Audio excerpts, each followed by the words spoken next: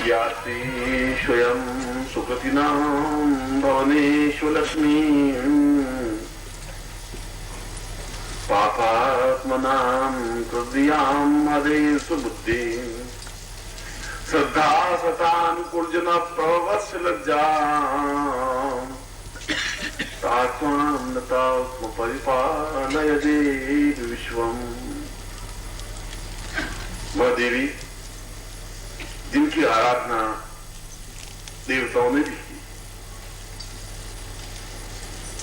जिनकी आराधना ऋषियों ने, सन्यासियों ने, योगियों ने, मुनियों ने भी की, गृहस्थों ने भी की, राक्षसों ने भी की, पितरों ने भी की, पूर्वजों ने भी की, गंधर्वों ने भी की, जो कि सुकृति देने वाली है, अच्छे रास्ते पर चलाने वाली है। सुकृति नाम भवनेश्वर लक्ष्मी, पापात्म नाम, और हमारे जीवन के दोष, इस जीवन के, पिछले जीवन के। तुम्हें तो अपने इस जीवन का ही ज्ञान, तुम जहां से पैदा हुए, जहां तक मृत्यु को प्राप्त हुए, उसको एक जीवन कह दिया। जीवन तो एक लंबा थोड़ा एक कालखंड है। इससे पहले की हिसाब किताब इस जीवन में लेने देने पड़ रहे हैं। वे शायद दोष मिट सके, उसके लिए भी भगवती लक्ष्मी की आराधना आवश्यक मानी गई है। हृदय को बुद्धि, हृदय को जागृत करने के लिए और बुद्धि का विकास करने के लिए, इसलिए लक्ष्मीवान को श्रीमान कहा जाता है, बुद्धिमान कहा जाता है, समझदार कहा जाता है।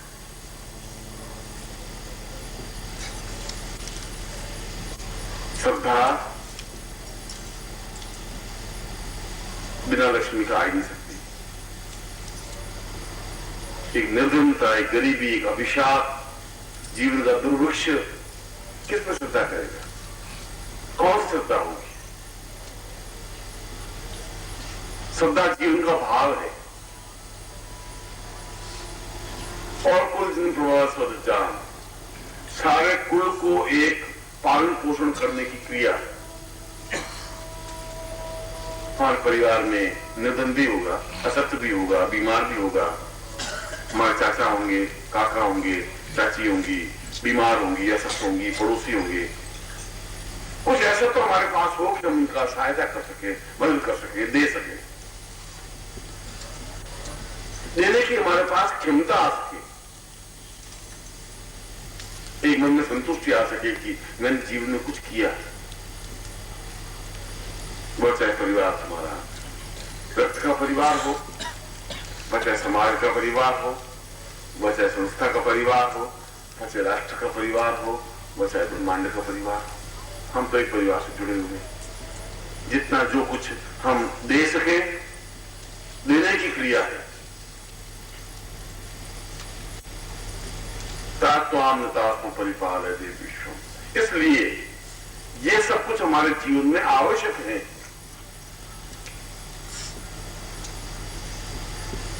अगर ये नहीं है तो फिर जीवन तो बन ही नहीं सकता। वो तो संसार बन जाएगा, एक अघोर से बन जाएगा, एक कंगालमय जीवन बन जाएगा, जहां याचना और दीनता और आंसुओं के अलावा कुछ बचेगा ही नहीं।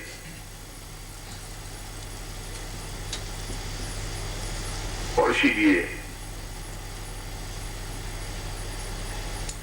उस श्री सूक्त में पूर्ण 16 मंत्र हिरण्यवर्णाम हरणी में पूरा इस पाद लक्ष्मी का एक विशेष विग्रह, विशेष चिंतन, विशेष अर्थ, विशेष पूजन, विशेष प्रयोग समझाया है। ये समझाया कि हम लक्ष्मी को प्राप्त करें और लक्ष्मी को तिजोरी में कैद नहीं करते। लक्ष्मी आए और बहुत पूर्णता के साथ हम उसको संपन्न कर सके, खर्च कर सके। इसलिए उस श्लोक में, उसी सूक्त में कहा गया कि साधक को स्वयं को अपने आप में इतना ताकतवान, क्षमतावान होना चाहिए, नर्तावान होना चाहिए। जिससे कि वो एक स्त्री संपन्न बन सके। और सुबह मैंने लक्ष्मी के बारे में जब आपको समझाया था कि धनम धान्यम धरा हर्म्यम कीर्ति आयु यश श्रियम दुर्गान दंतिना पुत्रान महालक्ष्मी प्रच्छमे, ये सब कुछ हमें मिले। और अगर हमारे भाग्य में नहीं है तो बने। कोई जरूर नहीं तुम्हारे भाग्य में हो, ये कोई जरूर नहीं है। अगर तुम्हारे गरीब जीवन में गरीबी रहती है तो कोई जरूर नहीं जिंदगी में गरीबी बनी रहेगी, ऐसा कोई जरूर नहीं है। ये तुम्हारी कायरता है, तुमने ऐसा निर्णय करके बैठ गए।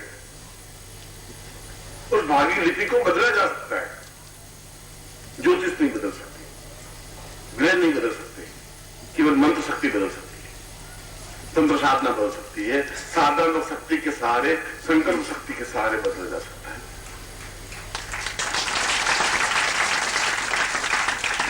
और इसीलिए उस श्लोक में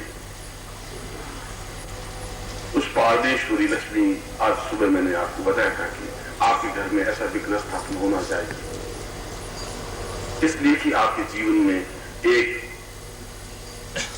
पारदेश्वरी सताम पूर्व मदेय पारदेश्वरी तुम देवोत्ताम पूर्व मदेय तुल्यम, जब देवता स्वयं तरसते कि हमारे घर में पारदेश्वरी स्थापित हो, क्योंकि वह तो स्वयं अपने आप में मंत्र सिद्ध है, उनको चैतन्य करने की जरूरत नहीं है। अगरबत्ती को कोई चैतन्य को मंत्र फूंकने की जरूरत नहीं है। आप अपने घर में अगरबत्ती लगाएंगे, आपके घर में सुगंध आने लग जाएगी, मेरे घर में लगाएंगे, मेरे घर में सुगंध आने लग जाएगी। ये तो जहां सुगंध होगी, पारदेश्वरी अपने आप में चैतन्य एक शक्ति स्वरूपा है। और शक्ति के समस्त स्वरूप, चाहे वह जगदम्बा का स्वरूप हो, चाहे षोडशी का हो, चाहे त्रिपुर सुंदरी का हो, चाहे तारा का हो, चाहे छिन्नमस्ता का हो,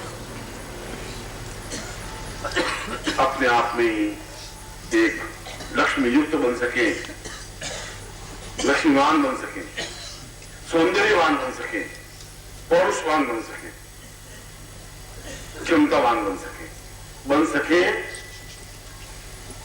इसीलिए उस श्लोक में, पूरे लक्ष्मी सूक्त में, श्री सूक्त अलग चीज है, लक्ष्मी सूक्त बिल्कुल एक अलग चीज है।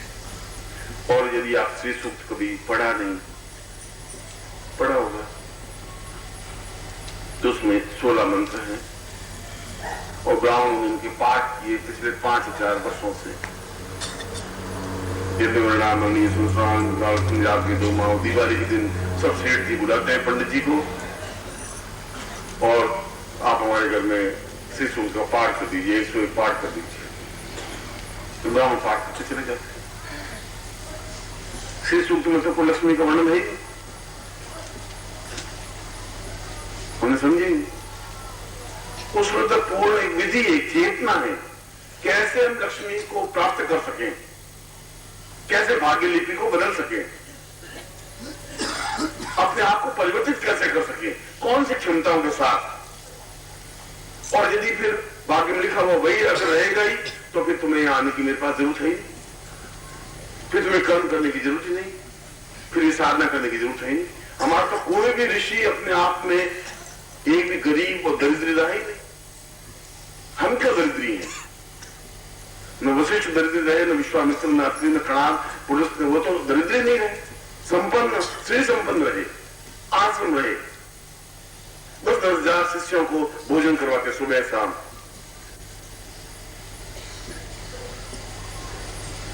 कोई भी ऐसा मरा हुआ, कोई भी ऐसा देवता हमारे नहीं है जिसमें बिल्कुल सूखे हुए कंकाल की तरह न राम की मूर्ति है, न कृष्ण की मूर्ति है, न हमारे किसी विष्णु की मूर्ति है।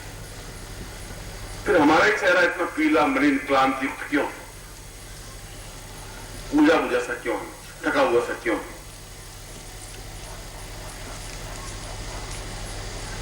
इसलिए कि हमने कभी अपने भाग्य को परिवर्तित करने के लिए सोचा नहीं, विश्वास करके बैठते, जो भगवान ने लिख दिया वो तो हो ही जाएगा, भगवान ने लिख दिया वैसा ही होगा। गरीबी है तो भगवान की कृपा है, बस गरीबी चलती रहेगी। हमने प्रयत्न नहीं किया, हमने इस बात को सोचा नहीं कि क्या क्या शोधना है, कोई साधना है, क्या कोई ऐसा मंत्र जाप है, क्या कोई ऐसी क्रिया है, क्या कोई ऐसी चेतना है। अगर श्री सूक्त में पूरा वर्णन है उस लक्ष्मी को अपने आप में पूर्णता प्राप्त करने की, तो हम उसको कब समझेंगे, उसके श्लोक को कब समझेंगे, उनका पाठ करने से कैसे चलेगा, उनको अपने जीवन में उतारने की कब जरूरत पड़ेगी, कैसे उस प्रयोग को करेंगे, एक्सपेरिमेंट कैसे करेंगे। एक बात बटन दबा के देखेंगे हवा आती है कि नहीं आती है, पंखा पड़ा है, हम पड़े बस खत्म, गर्मी से परेशान है, हम पंखा चला नहीं पा रहे, हमें बटन दबाने का ज्ञान नहीं, हम कह रहे पंखा बेकार है, पर हम दुखी है। हम उंगली उठा करके उस एक बार दबा के देखें तो एक बार उस प्रयोग को करके तो देखें। मगर हमारे पूर्वज इस बात को समझ रहे थे, ये आने वाली पीढ़ियां इतनी शायद क्षमतावान नहीं बन पाएंगी, शायद नहीं होगी, इतना पौरुषतावान शायद नहीं हो पाएगी। इसलिए उन्होंने पारदेश्वरी का वर्णन किया, एक प्रयोग दिया, मगर गोपनीय ढंग से दिया। पूरे लक्ष्मी सूक्त में पारदेश्वरी का चिंतन तो दिया कि किस प्रकार से पारे को बिल्कुल सॉलिड बनाया जाए, ठोस बनाया जाए, किस प्रकार से लक्ष्मी का निर्माण किया जाए, मगर अपने आप में वह चेतना युक्त बनाया। इसलिए आज सुबह में जब लक्ष्मी के बारे में ये चिंतन आपको दे रहा था, तो मैं आपको भटका नहीं रहा था, मैं ये आपको समझा रहा था कि आप आदमियों में से आदमी नहीं है। मैं हर बार आपको आपकी जाति से परिचित करवा रहा हूं, मैं हर बार आपकी गोत्र से, आपके नाम से, आपके कुल से, आपकी शिष्यता से आपको परिचित करवा रहा हूं। मैं आपको परिचित करवा रहा हूं कि आप खुद समर्थ हैं, आप क्षमतावान हैं, आप एक योग्यतम गुरु के श्रेष्ठतम शिष्य हैं, इस बात को समझें।